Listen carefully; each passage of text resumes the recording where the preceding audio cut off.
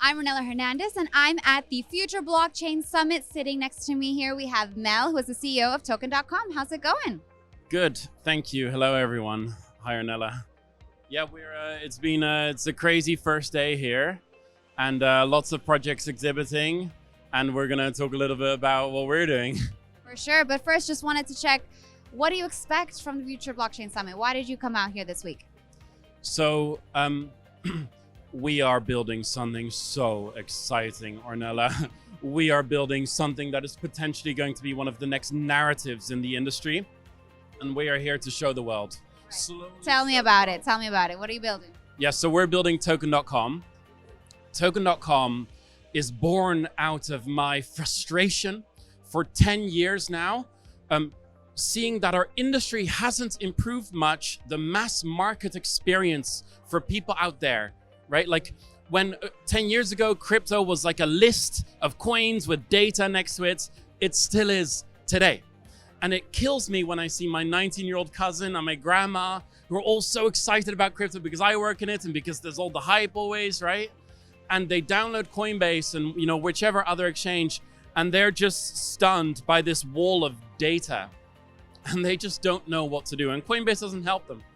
And so we're building something radically different, a radically different experience, UX for tokens in our industry. And it's called Token.com. Yeah.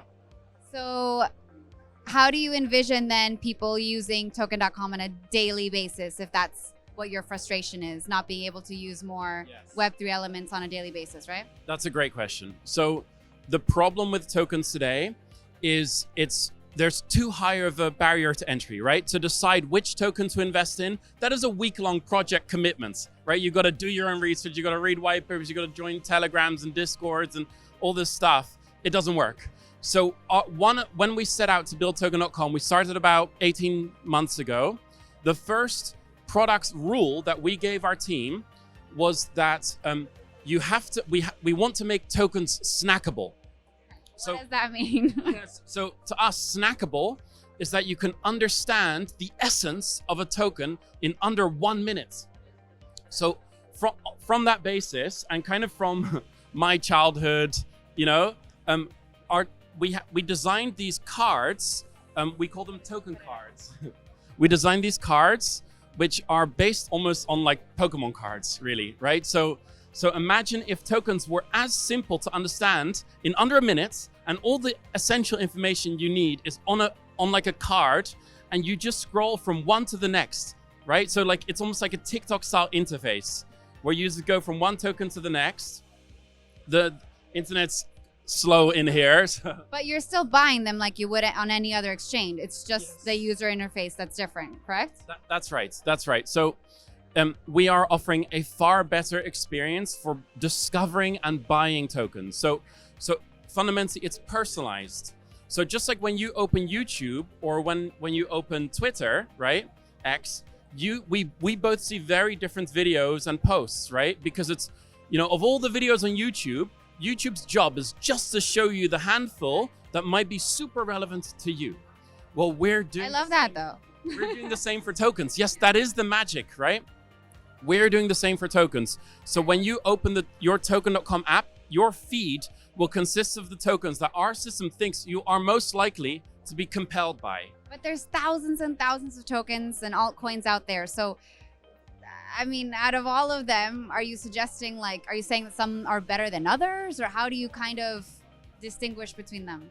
Yes, I mean, that's a good question. So fundamentally, the way we're collecting data here is when you see a token that you're compelled by, you can just tap buy, and then you can just tap like this, and that's you investing. Literally that simple. And because we've made even the action of investing into a single button, like a Facebook like button, we collect far more data on the user than Coinbase does about what they like to invest in. So our users don't invest in 1 or 2 tokens, they end up investing in hundreds. Some of our users already are investing. So when does this come out for everyone to use? Well, the exciting thing, this is already live. So we've been live, sneaky beaky, in Brazil, our stealth market, for the last, muito obrigado todo Brasil. We've been live in Brazil for the last 6 months now, where we have 75,000 KYC users. This is really good for a stealth launch. So now we're rolling it out globally, which is all of South America and Mexico, all of Europe. Why did you start in Latam? Huge markets. People are very pro technology, in particular in Brazil, and the regulator is actually very friendly to crypto, right? So it was relatively easy for us to roll out initially there. A lot more work needs to be done to get it available globally, but that's what we've been doing since then. All right, and since we are at the Future Blockchain Summit, I do have to ask, how do you envision the future of blockchain looking like? Yes, so the future that we're working towards is one where each and every single one of us invests in the tokens that we feel most passionate about, right? Tokens are just a medium, right? But ultimately, the world that the tokenizing world will enable is one where we each can put our money into the things that compel us the most. And so we're building the foundation for that world where one day you might be able to invest in a local company that's, started up in your city or your neighborhood, right? Like a bakery or a yoga studio. Yeah. These might be token projects in the future. We're building the foundation for that today. That's the future that we believe in. So a tokenized world then. All right, well, thank you so much for your time. Thank you very much, Orlana.